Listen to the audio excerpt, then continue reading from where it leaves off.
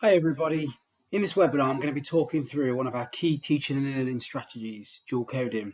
In our recent questionnaire that we sent out to parents, dual coding came out as one of the areas that parents wanted to know more about. So I'm going to be talking through what it is, briefly a little bit of the science around it and how we use it at Welton St Mary's, and then also the impact on the children's learning, and finally how you might be able to help your children with this strategy. So we've been using this strategy for a few years now, constantly developing our practice. We've got an amazing staff team who've embraced it, and as such, we've seen really excellent outcomes. It's helping our children to know and remember more learning, which is great. If it gets a little bit technical and scientific, I do apologise, but I do want to share some of this with you, some of the science behind it, so that you can understand the theory and science behind the approach that we're taking. I hope you find the information useful. Let's get started. So the dual coding theory was actually first proposed in around 1971, and it's now a really widely recognised model for effective teaching. A guy called Alan Pavio discovered that our memory basically has two codes or two channels that deal with visual and verbal stimuli. So whilst our memory stores them independently and separately, they are linked, meaning that words and images are connected. And it suggests that basically information should be presented in two ways, both verbally and visually. So the visual channel includes things like things a learner will see, such as images, pictures, diagrams, stories, and then there's the verbal channel, which contains the spoken language and the written text. And the theory basically outlines that for classroom teaching, the human mind has two primary channels, as we've talked about, for information to enter the working memory. And the working memory is the memory that we use when we're in the classroom learning new content, the memory that we're using on a day-to-day basis to take in new information. So although the two channels, visual and verbal, are separate, when teaching, if we combine the two representations, the idea is that the children will effectively double the chances of remembering the information taught.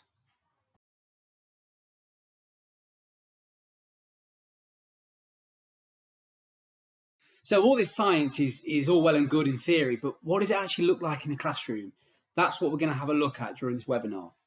So for us, when we think about dual coding, there's two elements to it really. There's the mapping, which we will talk about in the next slide.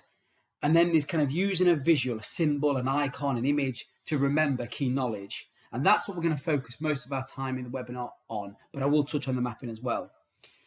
So dual coding is basically about finding the easiest pathway to learning challenging content. I think that's a good way to think of it. So it's about breaking down the learning and making it easier for the children to remember something. We know that their working memory is limited. We know they can only think about a certain number of things at once. So it's about thinking about how we can use that working memory most effectively. And combining images and words to explain processing information is one way of doing that.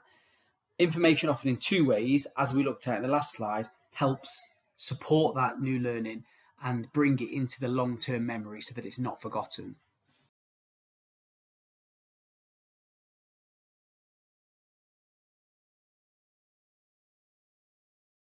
So what I'd like to do on this slide is to think about that mapping element to the dual coding. And we're going to have a quick activity just to try and show you the benefits of using a visual to organise the information that we teach. And when we think about mapping, that's really what we mean. How can we present the information in a visual way and an effective way to help the children to learn the new information rather than just talking to them and expecting them to remember it that way. So how can we use that visual channel as well as the verbal channel to encode that new learning? So what I'd like to do is I'd like to just have a read of that short passage as a novice. And when we talk about a novice, we mean a new learner who doesn't know anything about this modern Europe project. So pause the video now and just have a read of the text in the yellow box.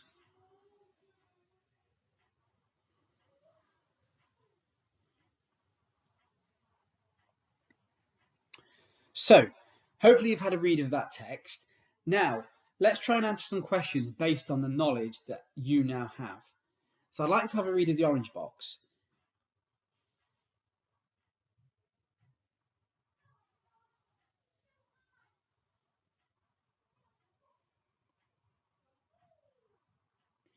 Now, you may or may not know the right answers to the questions. Many of you won't. If you do, great. But if you do know the answers, it certainly will have required a lot of mental effort, a lot of working memory, and potentially there'll be some cognitive overload there, which means overloading your brain. There's lots to think about. You'd have been going back to the text, trying to think things through, work things out. It will have been probably quite difficult. So we need to think about how we can reduce this cognitive overload and show or teach things in the easiest way possible.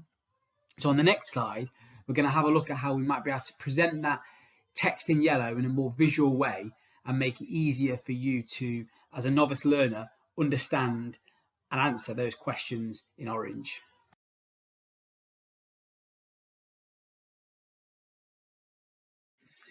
So now have a look at this image, a visual representation of the text from the previous slide. And I want to answer the questions now. So pause the video and have a go at answering the questions on the right.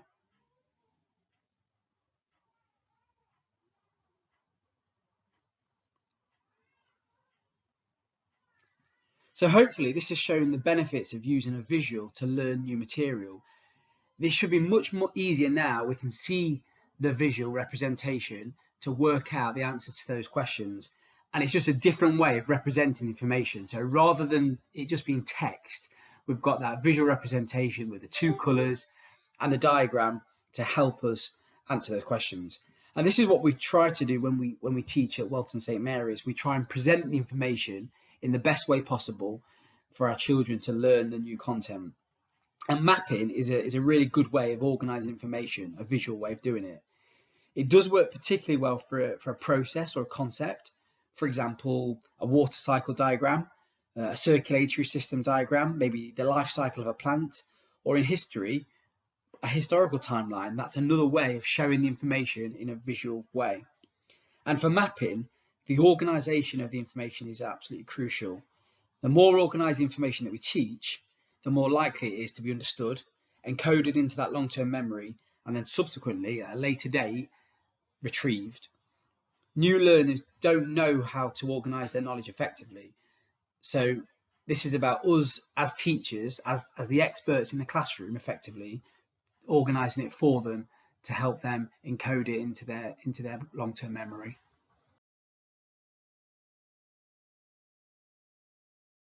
So I'm going to be focusing more today on the visual symbol or icon to anchor the key knowledge. And this is probably the dual coding that you will be most familiar with if you've had a look at your children's homework sheets.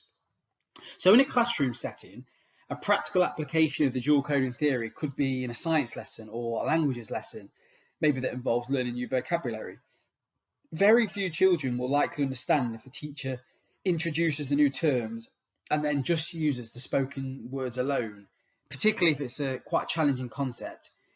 If, however, we introduce the new vocabulary with a picture or a diagram or an icon simultaneously, then the children are much more likely to understand and retain the information. The idea is that we use the same icon when we're teaching the material as we do when the children are asked to retrieve it at a later date. And the idea is that they are able to connect the knowledge that we say with the image or the icon that we've presented alongside it. So once the information is processed successfully, it can then be recalled or retrieved in future lessons and then built upon. And our conversations with the children, they're really positive. So the children really like the dual coding, and they've commented to me that it helps them to learn the new material. They enjoy it as they feel successful, and they really do use it when they're retrieving the information at a later date. They think of those images, those symbols, and then the knowledge, the information comes with it. It acts as an anchor for that new content, new knowledge. So it's a really great, visual for the children, and they can see the progress that they're making, and the achievement that they have with it is really quite motivating for them.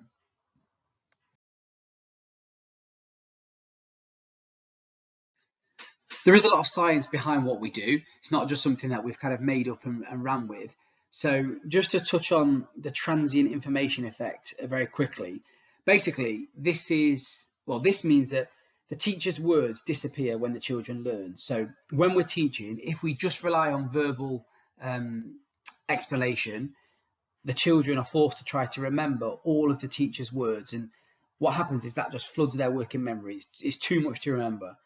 So if we use a simple image or symbol or icon, it makes it easy to remember. It triggers that connection with the teacher's verbal or written information, and then it anchors that learning. So it acts as a clue, basically, to help bring that information back. And the idea is that we just focus on the image and then that verbal explanation, rather than an image, verbal, and written text as well. If we have written text and verbal and an image, that is quite overloading for the children, and the science suggests that that's too much. So the most preferred way of delivering the new content is with a visual and then the verbal to go with it. If we do use text on the slides on top of that, the idea is that it's very short, very limited, so it doesn't overload them too much. And cognitive science is the term given to basically how the brain works and how it helps us learn. And we do use that quite a lot at school. We think about the best ways for our children to learn what we teach, and that really supports that dual coding theory.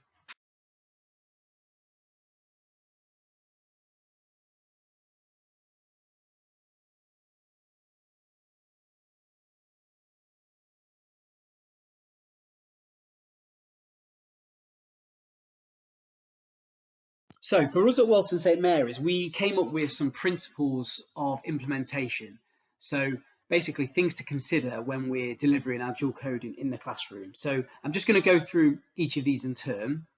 So the first one is all children must engage with the teaching. We tell the children that it's not magic.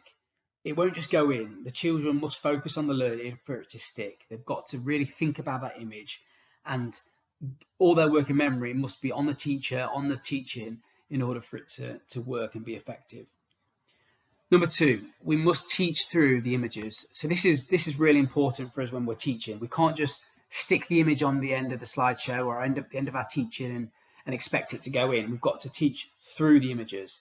So we've got to explain the image, what it's showing, why it links to the learning that we're teaching them, and then lots of quizzes to come back to it, to ensure that it's really encoded in the long-term memory. It doesn't just go in through osmosis, so we do have to teach through it, and lots of quizzes, lots of games to help remember. So taking it off the slide, getting the children to visualize it when closing their eyes, bringing that photograph up of the image. Number three, the image and the verbal explanation are needed together. So I kind of touched on this in the last slide, but we try to avoid using an image, speaking to the children as well, and having a big chunk of text on the interactive whiteboard. If we do all that at once, it's too much. And the science calls this the split attention effect, which basically means that our attention is split too much. They're trying to look at the image, process that, listen to what we're saying, and read the text. So the idea is that we have just the image and then speak to the children so that the slides are really clear. Number four, simple images to avoid distractions. So you'll see with the dual coding images we use, they're black and white, they're simple, there's no distractions. And again, the idea here is that we're considering their cognitive load, how much they can think about at any one time. So we do use black and white icons rather than pictures. Pictures can be fun, and there might be a place for them sometimes, but they can detract from what we want the children to focus on. The focus has got to be on the learning and the teacher's words, so a really simple image is necessary. The next one is no more than 7 bits of information. So the idea is, the science suggests that any more than 7 is too much. It won't be remembered. So if we're looking at a process, for example, on the next slide, you'll see the mummification process. We've broken that down into 6 separate parts. Any more than 7 is, like I say, too much, and the children are unlikely to remember it. And then the next one is we must retrieve this after the lesson. So this is really important. It's called space retrieval. And the webinar that we sent out from Kate Jones talks a lot about retrieval and the importance of coming back to the learning once we've taught it. So the children might understand it in the lesson. They might fully, understand everything we've taught and be really confident with that. But can they remember it the week after? Can they remember it a month later, a year later? So that's the reason why we send it out for homework quite regularly. We want the children to think about that image, retrieve that information, and the idea is that the more they retrieve it, the better it will stick in their long-term memory. And then the last one is the eventual aim has to be that when the image is removed, the learning is remembered. So for some of our children, they'll need that image all the time, and that's fine. That's a scaffold to support them to remember the learning. But our eventual goal is always to remove the scaffold so that the children can visualize that image in their head. They can bring that image or that icon back, and then subsequently they can then link the content, the learning, to it.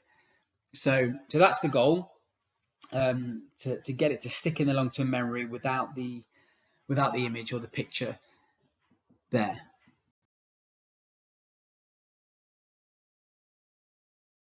So let's have a look at some examples then. So this is an extract or a part of the Year 5 History Knowledge Organiser, all about ancient Egypt. And each of these icons, or each group of icons here, we've got the three different parts to this, will be taught separately, so not all at once. For example, the 6 stages of mummification was taught in one lesson, and we taught each step one at a time. So we taught through the image. So we started off with the first image, which was to wash and purify the body.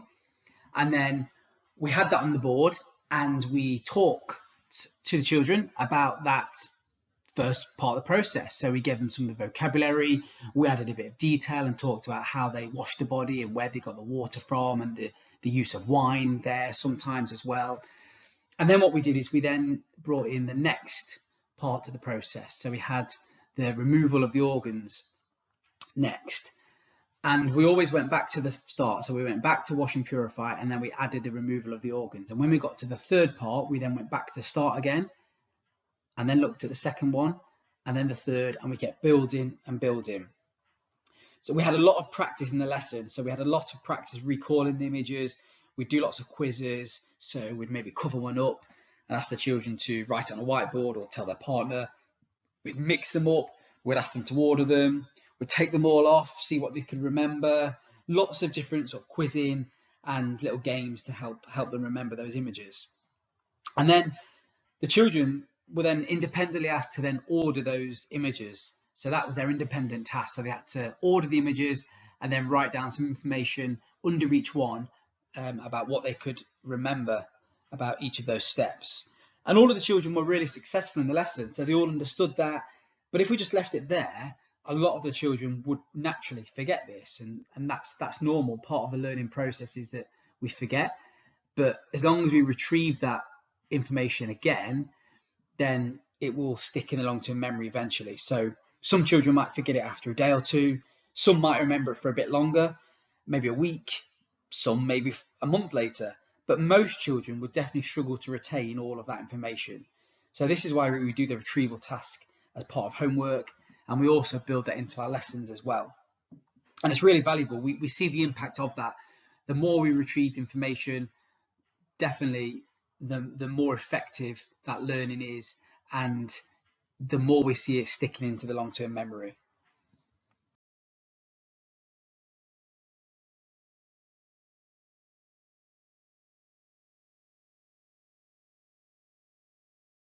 I'm just going to go into a little bit more detail now on that mummification process and how I would teach that in the lesson. So we'd expand a lot more on each image, but we would definitely just give them kind of one word or a little short phrase to go with each image. So the idea is that they're shown the image and then they remember those 6 key terms or 6 key words: wash and purify, remove the organs, natron, stuff, wrap, sarcophagus. So again, that word helps just to act as that anchor, and the idea is that they can then hopefully expand on that and give more detail. So if we look at the first image, actually no, before we do this, if we just look at that third image, the natron, the image doesn't have to be an exact kind of explanation of what it represents. So the third image, we've got the salt shakers, and that just represents salt, which is the name for, well, natron was the name for the salt that was used in the mummification process. So the image itself doesn't matter too much as long as they can remember it and they know how it links in with the learning. The fourth one, we've got the teddy bear, and that links to stuff in the body. So again, it doesn't link, the teddy bear doesn't link directly to mummification, but the teddy bear links to the word, which then the children can remember the content. So it's really just an image that the children will remember, more than kind of its direct link to what we're learning about.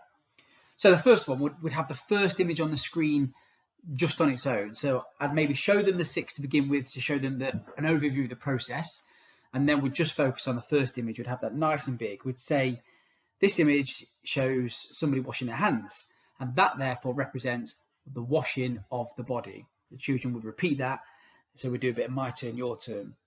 And then I'd give a bit more detail. So we'd say this represents washing and purifying the body.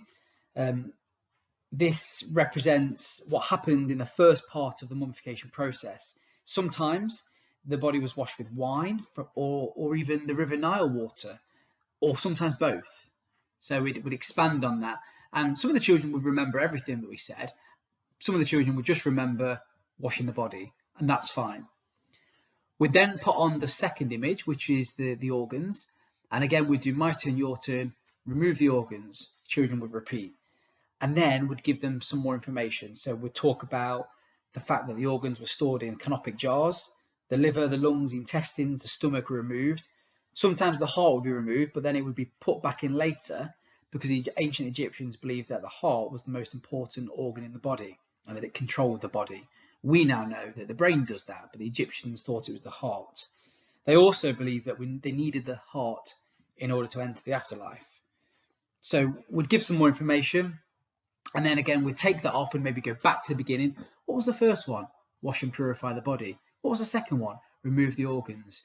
Once we were comfortable with those two, we'd then build in the third. And we just go through that process for all 6 of those images, keep going back, keep asking the children to remember them, building on the previous one. And then we do a bit of partner work. So they'd maybe share with a partner all that they could remember. They'd maybe write it on a whiteboard. We'd take them off the screen, cover one up, mix them up, all those kind of games and quizzes. And hopefully, by the end of the lesson, that process would be really, really secure.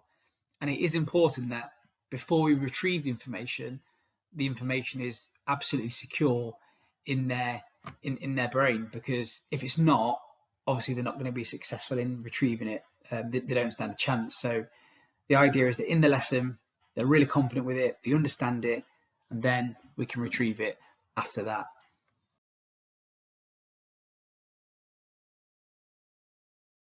We've got some more examples here from year 4. So we can see some examples here from the children's book.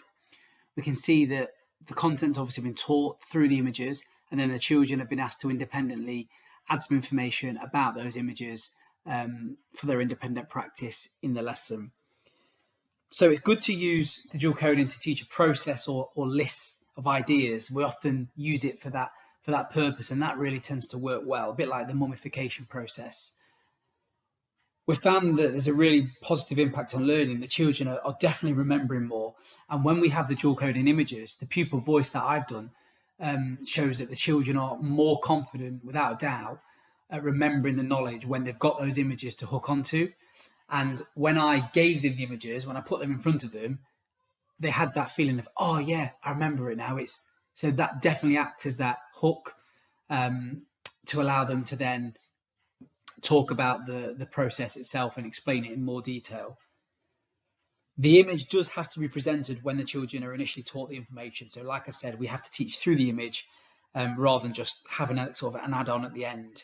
And it also must be revisited. And again, we've talked about that quite a lot, that retrieval process.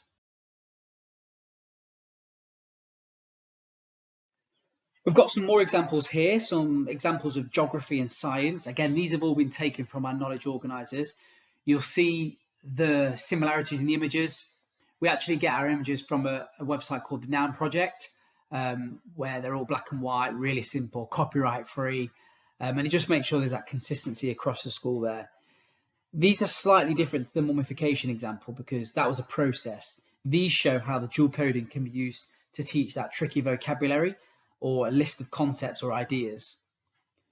These ones have the words underneath, and we'd expect the children to be able to expand on these and then give more information about each one. So the idea is that the presenter with the image, they can remember gravity, air resistance, water resistance, and friction, but then they can also give that detail. So the teacher's words that have disappeared, the idea is that the children can remember some of that and give some more detail as to what gravity, air resistance, water resistance, and friction, what they are and what they mean.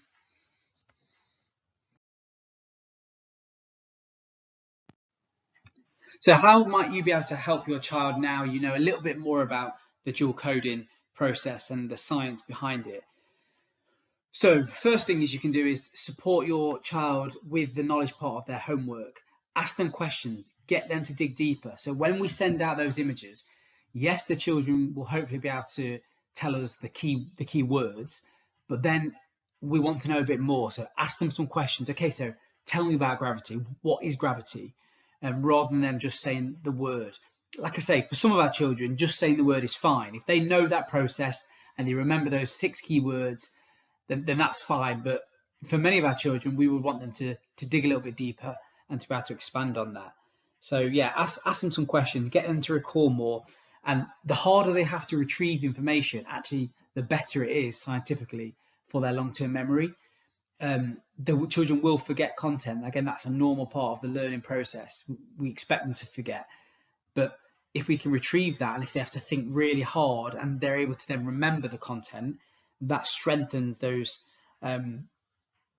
strengthens the learning in their long-term memory, and actually does help them to learn that and to remember it, for a long time. So encourage them to think hard and don't let them give up too easily. I think sometimes the children might think they don't know or they've forgotten it, but actually if they think about it and they think hard, it will come back to them. The second one is consider how images might be used to support your child to learn new vocabulary and their spellings. So if they're doing some spellings at home, or if they're learning some content at home, something different to what they're learning at school, have a think about, can you incorporate an image, a really simple image, to help them with that, to help them learn the spellings. For example, homophones. Sometimes a really simple image can help them remember which of those homophones to use. And as I said previously, we use the nounproject.com for our images. So you might want to go on there and have a look at that. Number 3, use the knowledge organisers that are sent home for homework or that are on the website. So the knowledge organisers will be on Seesaw. We're going to try to make sure they're all on there at the start of next year for each unit of work, and we're going to build a bank of those on Seesaw so that you can refer to them as and when you want to or need to. As I say, they are on our website as well. So yeah, if you have any spare time, if the children are up for it, maybe go back to some of the learning that they've previously done and see if they can retrieve some of that. And then finally, talk to the children about the learning and the term dual coding. I have done a collective workshop with all the children on the cognitive science, apart from FS. FS weren't in that particular one. We felt it was probably a little bit too advanced for them at that stage. But year 1 to 6 have had that. They know what dual coding is. They know about working memory and long-term memory and knowledge organisers. So yeah, talk to them about it. Ask them some questions. Show an interest. And I'm sure they'll love to talk to you about the dual coding and how it helps them with their learning.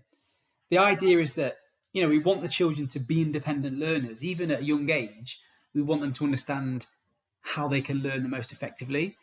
And hopefully then they can use that as they go through primary school, go through secondary school, and even, into later life as an adult. They can use all this cognitive science, if you like, how the brain works, to help them to learn new content, whatever it might be. So that's the aim. Thank you for taking the time to watch. I appreciate your time. I know it's very valuable. So yeah, I hope you found it useful, and hopefully it will help you to support your child's learning moving forwards. So if you have any more questions, if you want to know a little bit more, or anything that you weren't quite sure about, then just get in touch, or come and see me on the gate, or drop an email, message on Seesaw, and hopefully I can get back to you and give you a bit more information.